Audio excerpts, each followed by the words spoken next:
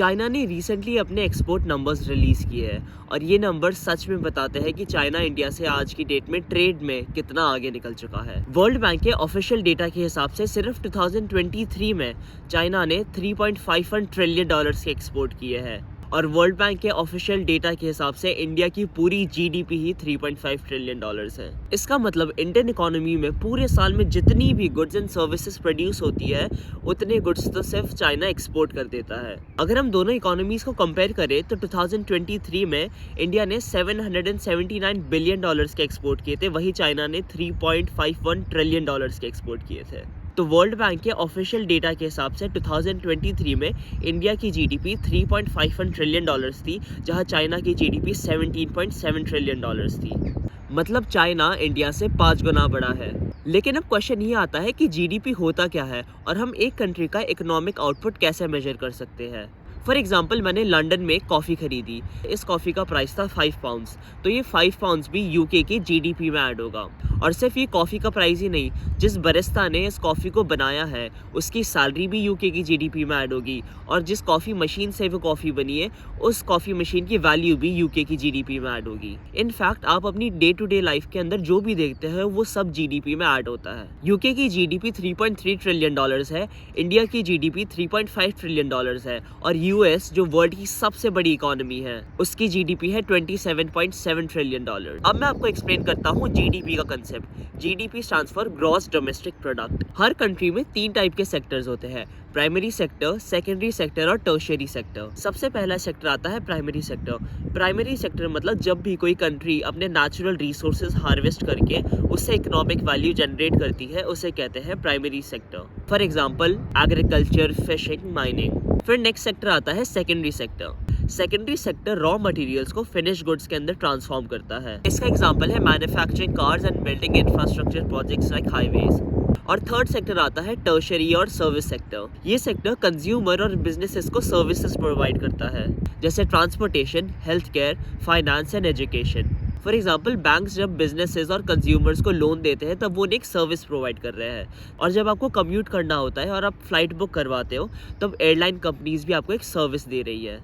इन sectors में एक general trend ये है कि जो डेवलप्ड इकोनॉमीज होती है जैसे यूएस, चाइना एंड जापान, ये सारी कंट्रीज का मैन्युफैक्चरिंग और टर्शियरी सेक्टर का आउटपुट बहुत स्ट्रांग होता है। वेराज जो लेस डेवलप्ड और डेवलपिंग इकोनॉमीज होती है वो अपने प्राइमरी सेक्टर के ऊपर ज्यादा रिलाई करती है। वर्ल्ड बैंक के लेटेस्ट 2023 के डेटा के हिसाब से सबसे बड़ी इकोनॉमी है United states, 27.7 trillion dollars.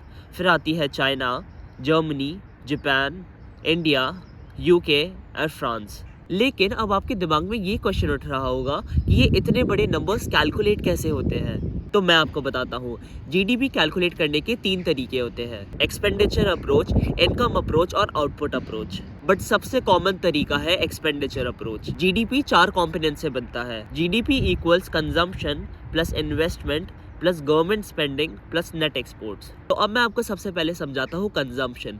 Consumption वो स्पेंडिंग है जो आप और मेरे जैसे लोग स्पेंड करते हैं, जैसे कॉफ़ी खरीदना, खाना खाना या कोई सर्विस लेना जैसे हेयर कट। जीडीपी का सेकंड पार्ट होता है इन्वेस्टमेंट।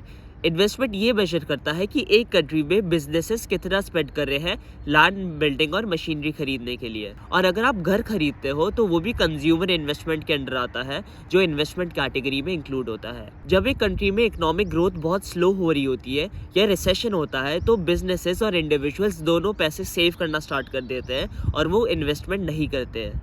फॉर एग्जाम्पल, जब कोविड-19 आया था तब सब लोगों ने अपनी कंज्यूमर स्पेंडिंग कम कर दी थी और लोगों ने इन्वेस्टमेंट्स करने भी छोड़ दिए थे। मतलब जीडीपी इक्वेशन के 2 एलिमेंट्स, कंज्यूमर स्पेंडिंग और इन्वेस्टमेंट कम हो गए, जिस वजह से एक वर्ल्ड वाइड रिसेशन स्टार्ट हो गया था। और इकोनॉमिस्ट रिसेशन को बहुत सिंपली डिफाइन करते हैं, जब 2 कॉन्सिक्यूटिव क्वार्टर्स में नेगेटिव ग्रोथ होती है उसे वो रिसेशन बताते हैं। अब थर्ड पार्ट आता है गवर्नमेंट स्पेंडिंग। इसमें वो काउंट होता है जो एक कंट्री की लोकल, स्टेट और नेशनल गवर्नमेंट स्पेंड करती है पब्लिक सर्विसेज के ऊपर, फॉर एग्जांपल इंफ्रास्ट्रक्चर, स्कूल और डिफेंस। गवर्नमेंट स्पेंडिंग हर कंट्री में अलग होती है, लेकिन 2023 के आईएमएफ के ऑफिशियल डेटा के हिसाब से फ्रांस की जीडीपी का 57% सिर्फ गवर्नमेंट स्पेंडिंग से आता है और इटली और यूके की गवर्नमेंट भी बहुत स्पेंड करती है। वेयरएज इंडिया की जीडीपी का सिर्फ 29% आता है गवर्नमेंट स्पेंडिंग से। और जीडीपी का लास्ट पार्ट है नेट एक्सपोर्ट्स। मतलब एक्सपोर्ट्स माइनस इम्पोर्ट्स। बहुत सारी कंट्रीज इंक्लूडिंग इंडिया के नेट एक्सपोर्ट्स नेगेटिव में होते हैं। इसका मतलब हम वर्ल्ड से ज़्यादा इम्पोर्ट करते हैं compare to exports. For example, अगर इंडिया ने $800 बिलियन की गुड्स एंड सर्विसेज इंपोर्ट करी लेकिन सिर्फ $600 बिलियन की गुड्स एंड सर्विसेज एक्सपोर्ट करी, मतलब इंडिया का नेट एक्सपोर्ट्स हो गया -$200 बिलियन। एक कंट्री इकोनॉमिकली कितना अच्छा परफॉर्म कर रही है इसको जनरली मेजर करते हैं जीडीपी ग्रोथ रेट से। GDP growth rate is percentage change in GDP over time.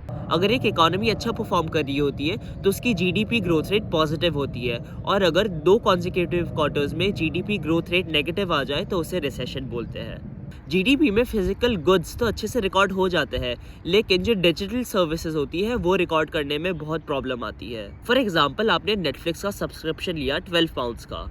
उस सब्सक्रिप्शन के अंडर आप सारी मूवीज़ और टीवी सीरीज़ अनलिमिटेड स्ट्रीम कर सकते हो, लेकिन अगर आपको वो मूवीज़ इंडिविजुअली देखनी होती तो या तो आपको थिएटर में जाना पड़ता या आपको उनको ऑनलाइन बाय करनी पड़ती। लेकिन आपने सारी मूवीज़ इंडिविजुअली तो खरीदी नहीं, आपने सिर्फ एक £12 का सब्सक्रिप्शन खरीद लिया। बट यूके की इकोनॉमी में सिर्फ ये £12 की इकोनॉमिक एक्टिविटी रिकॉर्ड होगी, लेकिन एज अ कंज्यूमर आपको £12 से बहुत ज़्यादा की वैल्यू मिली है। इसके साथ जीडीपी में इकोनॉमिक डिस्पैरिटी और क्वालिटी ऑफ लाइफ जैसे मेट्रिक्स भी इग्नोर होते हैं।